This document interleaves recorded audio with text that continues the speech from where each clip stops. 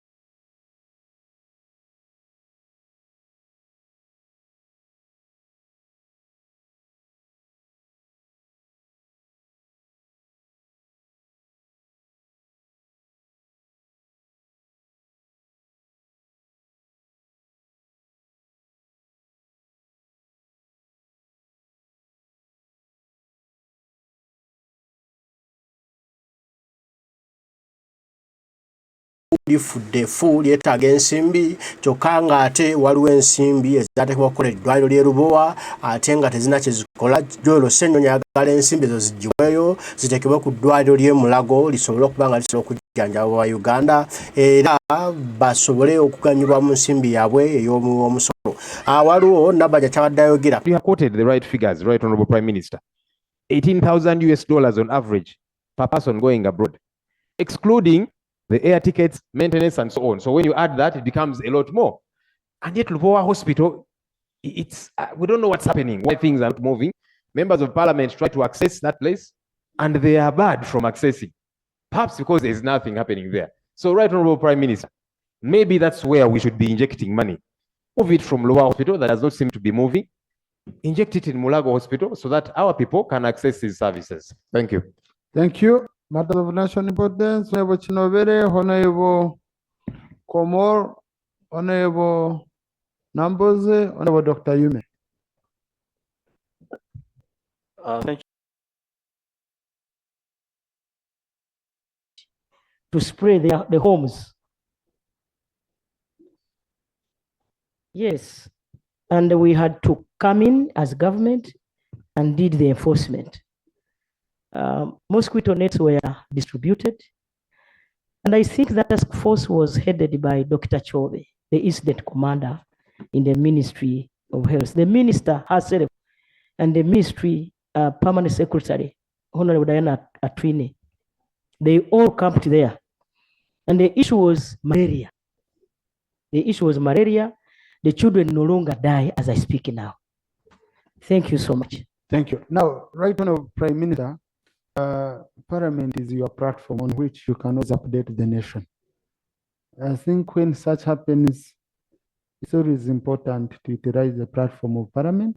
A statement is brought here, and we sensitize the nation, the leaders, through Parliament, instead of it coming just as a question from a member. So we shall beg for your indulgence that next time it happens, please. And it will be maybe, I don't know if now you even consider it important that you bring a statement, the Minister for Health brings a statement, and the nation gets informed, especially on preventive measures for such a disease.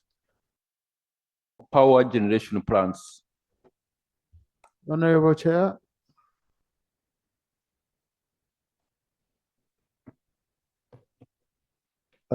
Right Honorable Speaker, I beg to lay the report of the Committee of Government Assurance and Implementation on the presidential pledge to extend electricity to industrial parks directly from the power generation plants, and the minister, I beg to lay.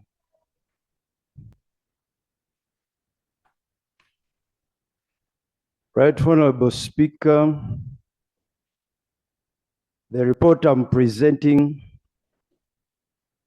is the work that was presided over by the outgoing leadership of the Committee on Government Assurance, led by Honorable Betty Namboze Bachireke and Honorable Joseph Sewung.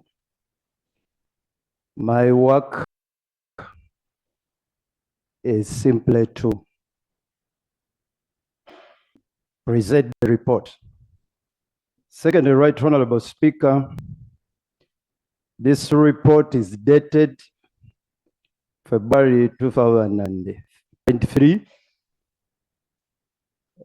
Most likely that the assurance issues contained in this report may have received the implementation.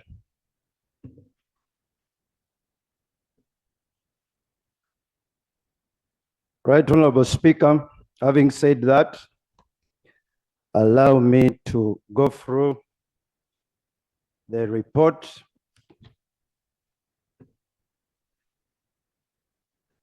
The assurance under consideration, the National Development Plan 3, which is aligned to the country's vision of 2040 stipulates that access to affordable, reliable, and stable power is critical to the industrialization process.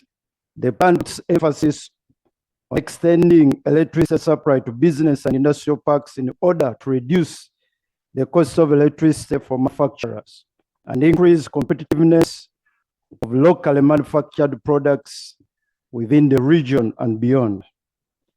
The National Industrial Policy 2020 also seeks to build a fully integrated, competitive, high-value, and productive industrial sector through increased value addition of the local materials and products with comparative advantage for social economic transformation.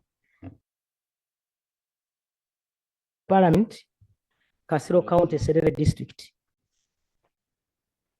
Let me read his narration first, or his question.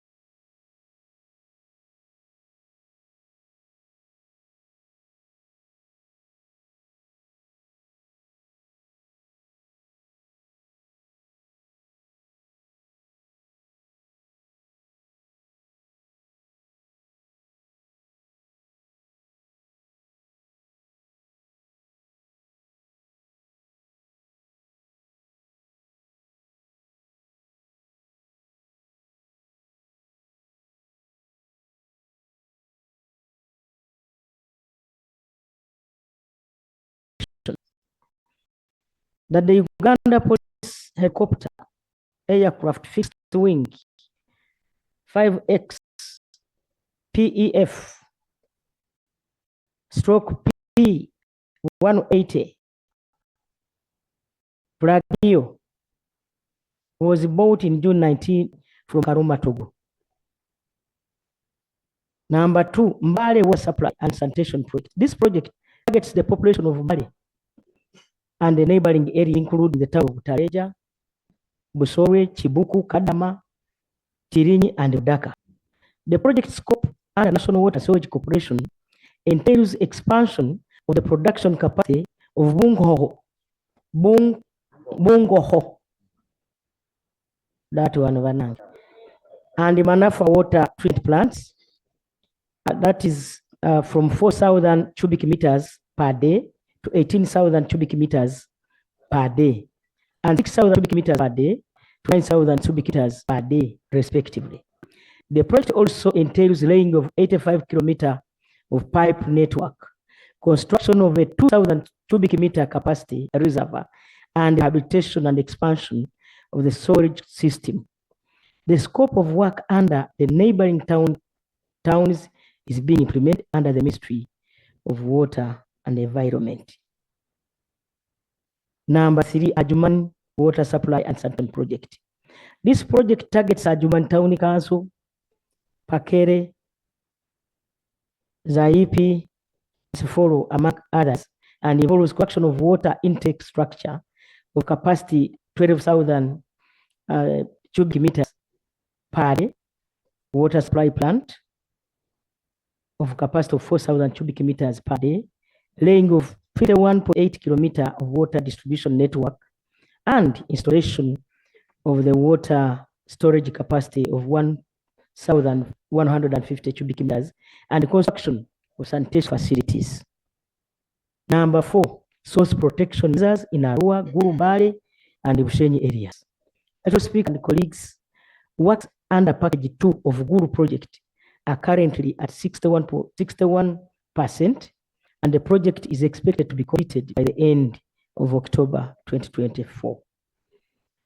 Contracts for Adjumani and Mbale were signed on 21st December 2023. The contractor is currently mobilizing commence works, and this is expected in March 2024. Honorable Speaker and honorable colleagues, the National Water Storage Commission and Guru City are jointly implementing the integrated program to improve living conditions in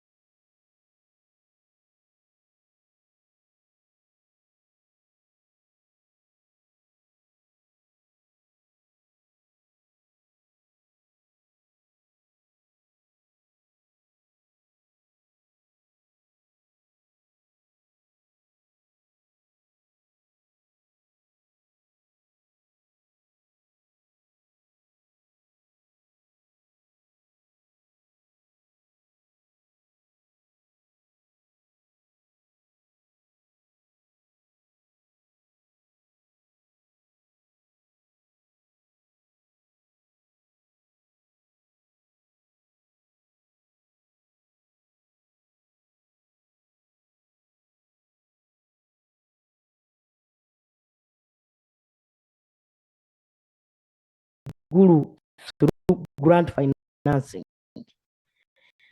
from KFW.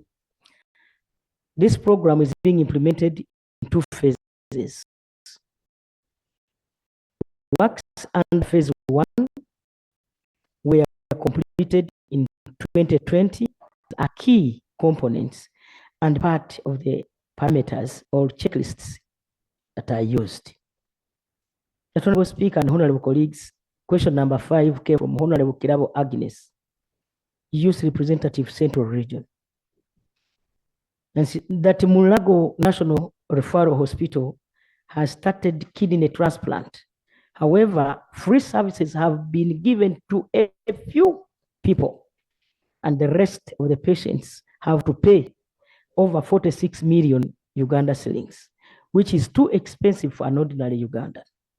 And her prayer is, what is government's plan to ensure this service is available for all?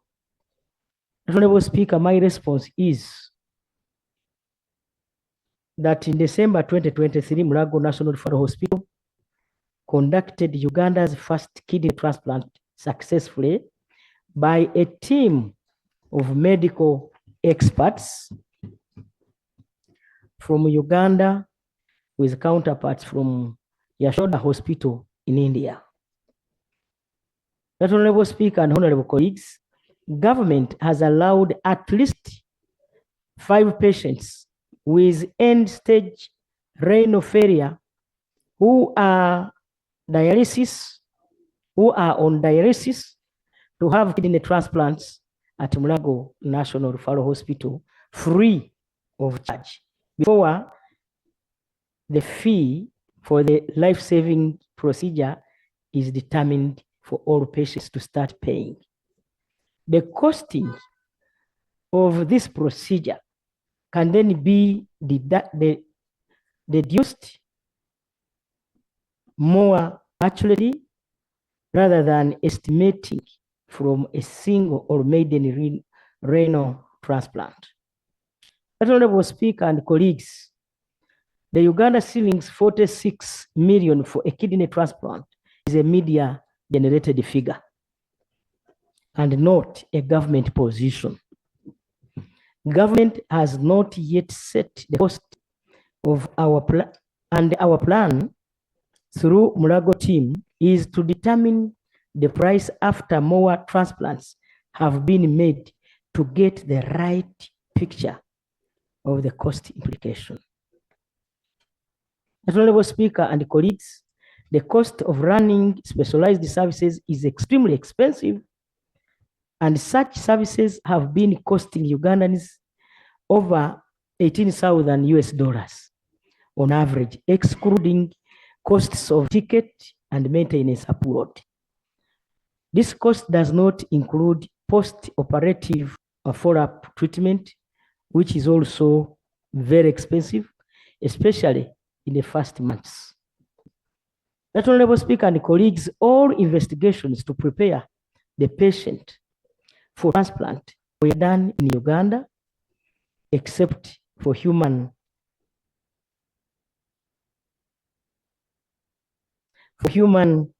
leukocyte antigens typing, where samples were sent to South Africa through Lucent laboratories. This was more cost-effective to do for now until we scale up organ transplant services.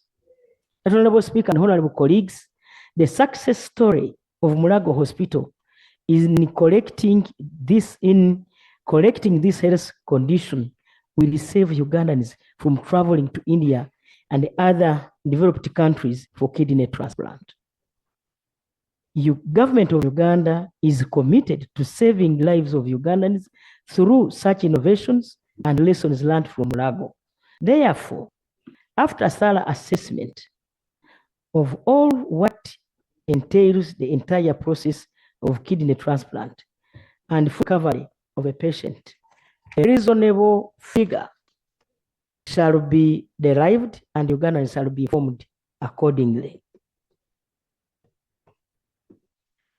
Honorable Wanika Obed, Honorable Bwanika Abed, Doctor, Member of Parliament, Kimanya, Kabonero Region, Masaka City. Okay, that one. It says that on 28th April 2020, the Parliament of the Republic of Uganda approved 15 new cities and 10 became operational on 1st July 2020, including Jinja, Arua, Gulu, Lira, Soroti, Hoima, Poto, Mbarara, Masaka, and Mbale. That Section 188 of the Local Government Act instructs that at the creation of a new local government unit, the minister shall ensure the equitable sharing of property between the original and new governments. It's now 3 years since the proclamation of the 10 cities without clear guidance on asset sharing. The Ministry of Local Government continues to handle ad hoc by engaging case by case, which has caused a lot of confusion and not desirable. This has negatively affected service delivery in the affected local governments. Some districts leadership continue to insist on compensation out of the transfer of assets, despite that these are public properties held in trust. His prayers that when his local government ministry, including when the Ministry of Local Government concluding on the guidelines for asset sharing and laying the same on the table in the Parliament of Uganda, and that how much provision has government provided to support establishment of new headquarters for districts that were affected by the creation of new cities. Honorable Speaker and colleagues, my response is that funding to finance the settlement of 10 districts of Masaka, Mbale, Hoima, Arua, Kuru, Mbale, Soroti, and Jinja that gave birth to cities was requested for by the Ministry of Local Government during the budgeting period for the current financial year, is 2023-2024. However, funds are not allocated, and this remained an unfunded priority. Honorable Speaker and colleagues, the matter has been presented to the Ministry of Finance and Economic Development for consideration in the next financial year, that is 2024-2025 budget called circular. Prayer number 3, when the sub